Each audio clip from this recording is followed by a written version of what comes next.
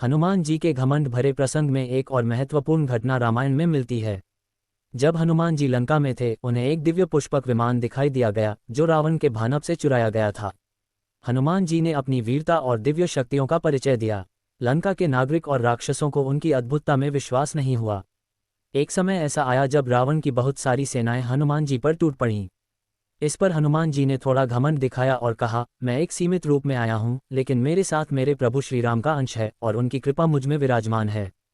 हनुमान जी ने रावण के सेनापतियों को चुनौती दी, परंतु उनका घमंड भगवान राम के भक्ति में ही था। ये प्रसंग दिखाता है कि हनुमान जी का घमंड भक्ति और धर्म के मूल में स्थित था और उनका उद्देश्य दुनिया को दिखाना नहीं था, बल्कि सीता माता को उनके पति श्रीराम का संदेश पहुंचाना था। जब हनुमान जी लंका में थे, उन्होंने अपनी बुद्धिमत्ता और वीरता का परिचय दिखाया जब वह अशोक वाटिका में सीता माता के पास पहुंचे।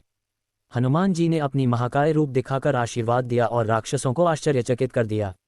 एक समय आया जब हनुमान जी ने अपनी अकेलापन में थोड़ा घमंड दिखाया जब उन्होंने लंका की बड़ी चौराहे में एक बड़े पत्थर को उठाने का प्रयास किया।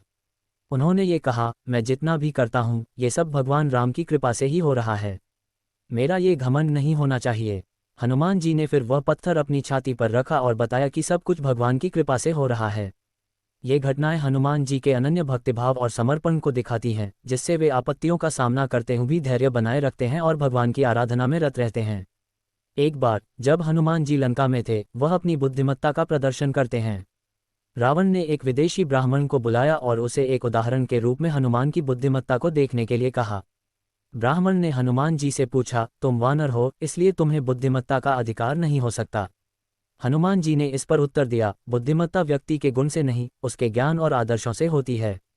तब हनुमान जी ने उस ब्राह्मण को अपने मास्टर श्रीराम का नाम बताकर उनके साथ एक ब्रह्मा ने एक स्वयंसिद्ध श्लोक दिया था जो हनुमान जी की बुद्धिमत्ता की महत्वपूर्णता को स्पष्ट करता है।